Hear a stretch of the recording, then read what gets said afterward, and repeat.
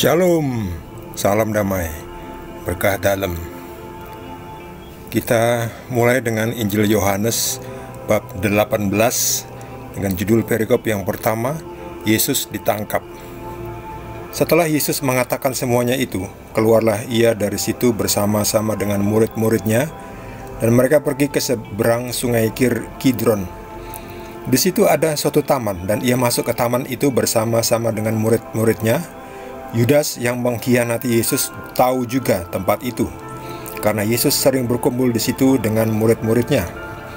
Maka datanglah Yudas juga ke situ dengan sepasukan murid-murid, dengan sepasukan prajurit dan penjaga-penjaga bait Allah yang disuruh oleh imam-imam kepala dan orang-orang Farisi, lengkap dengan lentera, suluh, dan senjata. Maka Yesus yang tahu semua yang akan menimpa dirinya maju ke depan dan berkata kepada mereka, "Siapakah yang kamu cari?"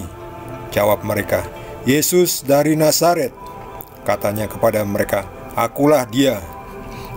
Yudas yang mengkhianati dia berdiri juga di situ bersama-sama dengan mereka.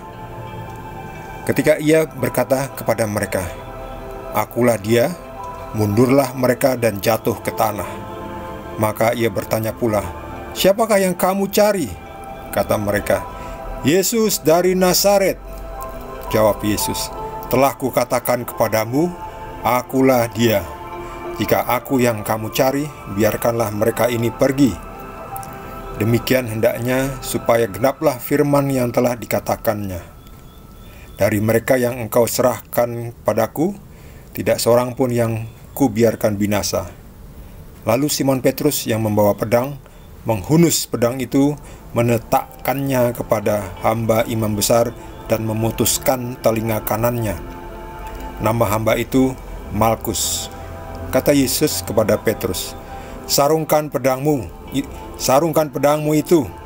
Bukankah aku harus minum cawan yang diberikan Bapa kepadaku?" Demikianlah sabda Tuhan.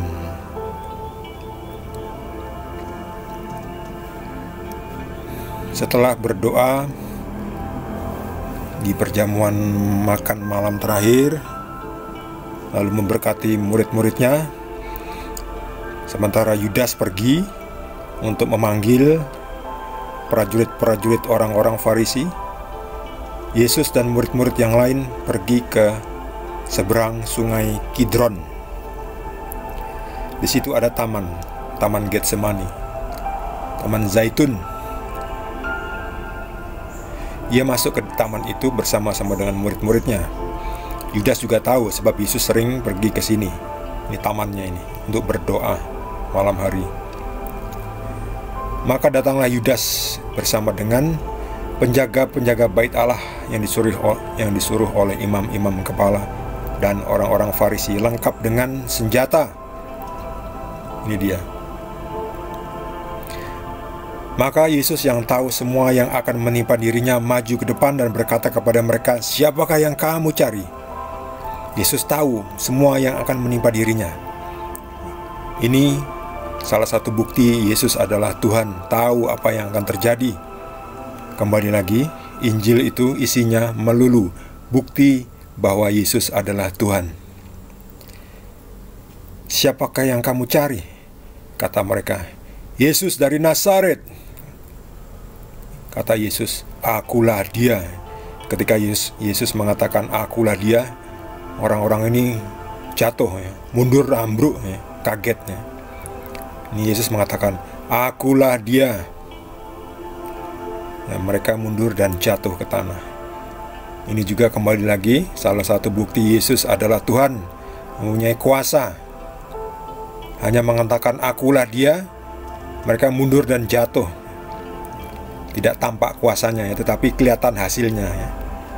Kelihatan itu kuasanya menjatuhkan orang-orang. Baru ngomong akulah dia, orang-orang jatuh. Bagaimana kalau Yesus mengacungkan tangannya, mati itu serdadu-serdadu itu. Ini bisa mati. Kalau Yesus mau bisa. Kalau Yesus mau, Yesus bisa menghancurkan banyak orang ini. Kalau mau bisa. Tapi Yesus tidak mau, sebab Yesus harus menebus dosa manusia, harus menyelesaikan tugasnya sebagaimana yang Tuhan Bapa katakan. Jadi Yesus datang sebagai manusia untuk menebus, memperdamaikan antara manusia dan Tuhan. Lalu Simon Petrus yang membawa pedang menghunus pedangnya dan putus telinga hamba imam besar, telinga kanannya. Kata Yesus kepada Petrus, "Sarungkan pedangmu, Petrus. Bukankah aku harus minum cawan yang diberikan Bapa kepadaku?" Bapa ini dirinya sendiri ya, Tuhan Bapa. Yesus manusia, Tuhan. Jadi Yesus sebagai manusia harus menggenapi apa yang Yesus Tuhan itu nyatakan. Harus minum cawan pahit, yaitu harus menjadi penebus, harus mati, disalib untuk menebus dosa-dosa kesalahan manusia. Dalam Injil yang lain disebutkan setelah diputuskan telinga kanannya ini, lalu disembuhkan langsung oleh Yesus, oleh Tuhan Yesus. Langsung sambung kembali, langsung sembuh. Itu dalam Injil Lukas. Injil Lukas itu disebutkan. Di Yohanes tidak dicatat, tidak tertulis. Sarungkan pedangmu itu. Bukankah aku harus minum cawan yang diberikan Bapa kepadaku? Jadi kalau Yesus mau melawan bisa aja. Tidak perlu harus murid-muridnya mengacungkan pedang. Yesus bisa mengalahkan para prajurit ini dengan gampang. Yesus Tuhan, apa susahnya bagi Tuhan? Lazarus yang mati aja bisa dihidupkan ya. Yang hidup juga bisa dimatikan. Tapi Yesus harus menggenapi tugasnya, tujuannya masuk ke dunia ini, itu menebus dosa manusia, dosa saya dan dosa Anda, dosa kita semua. Sebab manusia sudah sulit berdamai dengan Tuhan. Manusia masih mengorbankan kambing, domba dan sebagainya sebagai korban bakaran. Itu tidak bisa mendamaikan. Yesus menjadi korban itu, mati, disalib. Jadi kita tidak perlu lagi mempersembahkan korban-korban bakaran. Satu korban sempurna, yaitu korban putranya sendiri, anaknya sendiri, yaitu Yesus, anak manusia. Satu untuk selamanya, sekali untuk selamanya. Bagi saudara yang mendapatkan tambahan penjelasan dari Tuhan Yesus, boleh juga berbagi dengan kita semua.